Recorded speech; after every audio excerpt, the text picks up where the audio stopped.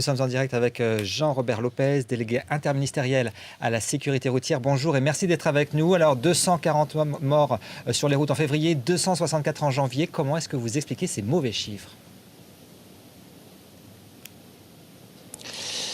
D'abord, effectivement, ce sont des mauvais chiffres. L'explication, elle est pour l'instant globale. On n'est pas en situation aujourd'hui de dire par catégorie d'usagers qu'est-ce qui se passe exactement. Je rappellerai quand même que ces chiffres de janvier et février succèdent à un mois de décembre qui avait été plutôt positif en termes d'accidentalité. Je crois qu'il est pour l'instant un peu tôt pour en tirer des conclusions. Néanmoins, ces chiffres montrent tout l'intérêt d'avoir engagé dès la fin du mois de janvier un plan qui avait été présenté par le ministre de l'Intérieur. Est-ce que vous constatez un relâchement du comportement des automobilistes? Est-ce qu'ils n'ont plus peur des gendarmes ni des juges? Et est-ce qu'on n'est pas assez sévère? Comment on peut relâcher son comportement quand la plupart des auteurs d'homicides s'en sortent avec du sursis? Je crois que la question ne se pose pas de cette façon-là. Je pense que la question est est-ce qu'aujourd'hui, un certain nombre de comportements peuvent être rectifiés, voire sanctionnés. C'est le cas d'un certain nombre de mesures qui ont été prises dans le cadre du plan présenté par le ministre de l'Intérieur, notamment en matière de téléphone portable, en matière d'alcoolémie.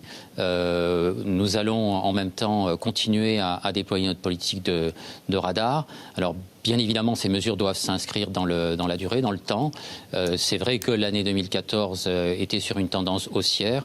On est vraisemblablement dans la continuité de cette tendance haussière, mais les mois qui sont devant nous sont des mois sur lesquels les mesures du plan qui a été présenté en janvier devraient produire leurs effets. Alors les associations trouvent que votre plan ne va pas du tout assez loin. Pourquoi ne pas généraliser par exemple une vitesse limitée à 80 au lieu de 90 km/h sur les routes secondaires? C'est là où la moitié des accidents mortels se produisent.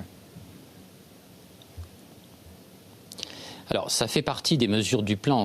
Le ministre a souhaité qu'il y ait d'abord une observation de la vitesse sur un certain nombre de réseaux. Nous sommes en train de définir les tronçons qui seront susceptibles d'être concernés. Donc, ça va tout à fait dans le sens de ce que préconisent un certain nombre d'associations.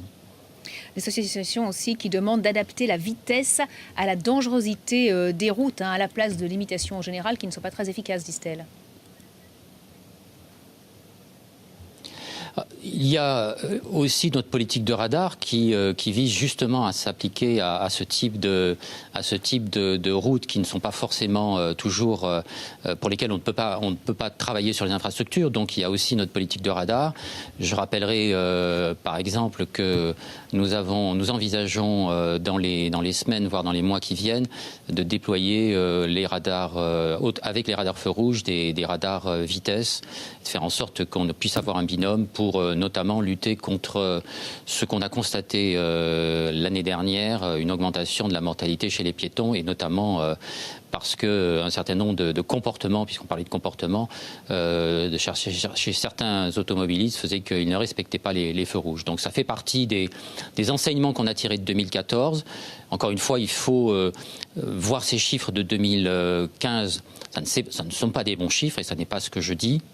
Je dis simplement qu'il faut se mettre en situation de développer la politique qui a été préconisée et je pense qu'il faudra que sur le mois de mars et à l'issue du premier semestre, commencer à tirer les enseignements pour savoir si le plan est allé ou pas assez loin, comme certains semblent le dire.